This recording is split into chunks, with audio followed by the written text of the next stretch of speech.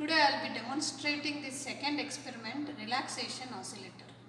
So the components required for a relaxation oscillators are 741 IC. This is a 741 IC. It is an 8-pin IC. You can see 4 pins on either side. And this IC has to be connected, has to be fixed into the slot. Make sure that the notch should be facing upwards.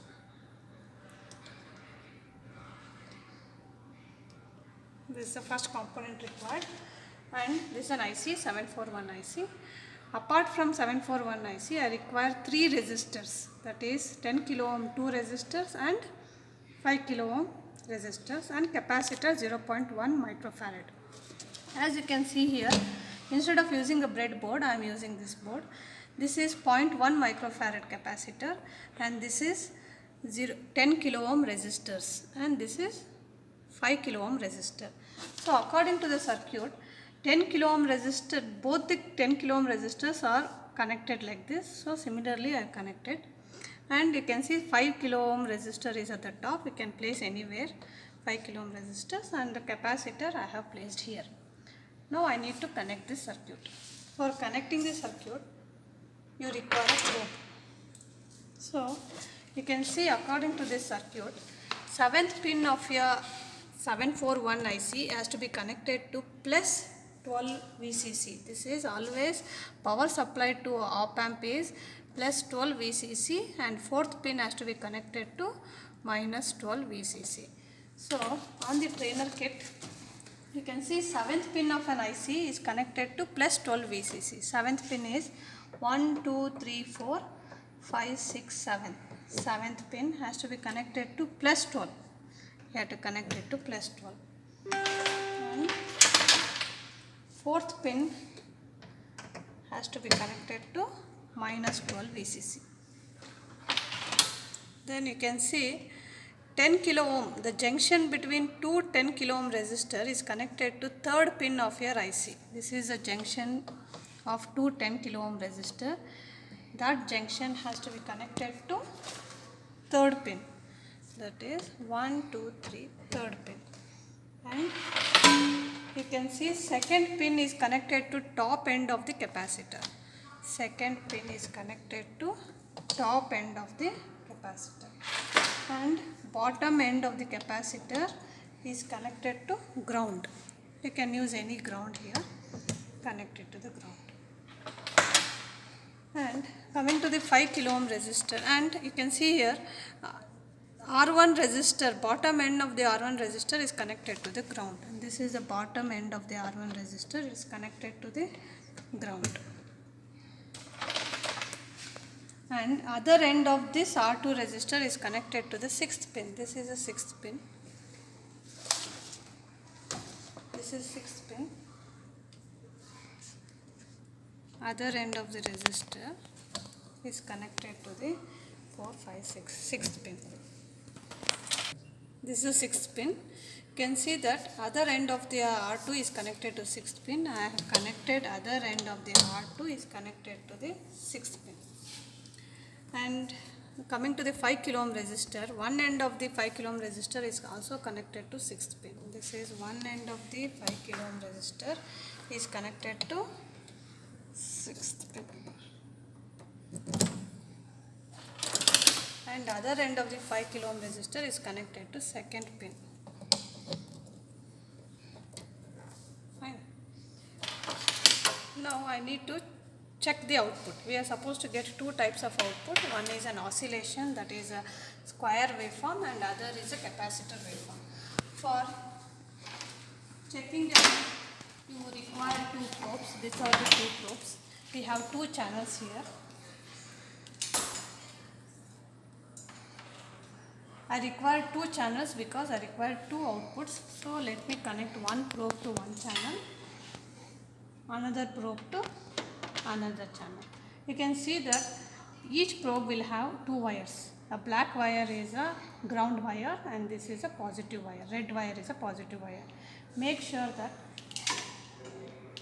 black wire of both the probes are shorted, and always black wire has to be connected to ground. So short it and connect it to the ground.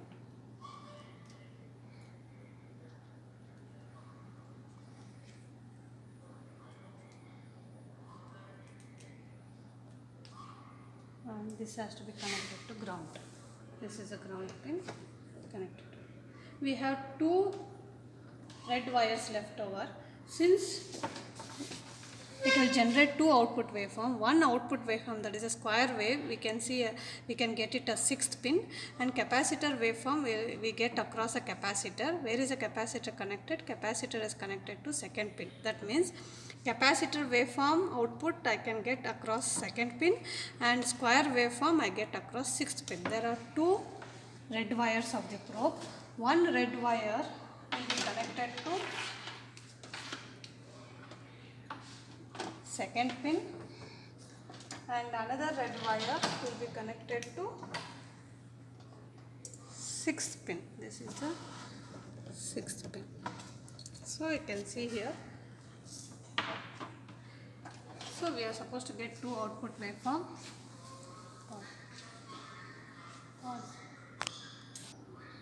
So this is an output of a relaxation oscillator. As I explained before, there are two outputs. One is a capacitor output waveform and a square output waveform. So according to our design, we have to design a relaxation oscillator for 1 kilohertz frequency. That means we have to cross check whether we are getting 1 kilohertz frequency output. That is, for a 1 kilohertz frequency output, time base should be 1 millisecond. So we need to measure the time base. Time base will always be measured across an horizontal, and voltage will be measured vertically. You can see that this is one full waveform, positive and negative together. Positive and negative, it is covering two boxes, two horizontal boxes. Two horizontal boxes into 0.5 will give you 1 millisecond. That means we have designed for 1 kilohertz frequency. So we can also increase the time base. Suppose if I make a 0.2 as a time base, number of boxes you can see here. Number of boxes is 1, 2, 3, 4. 4 boxes. So if I adjust the time base as 0.2 millisecond, high and low is covering 5 boxes, 1, 2, 3, 4, almost 5 boxes. 5 into number of box into this has to be multiplied. 5 boxes into 0.2 will give you 1 millisecond. So we can also, and this is also a capacitor waveform.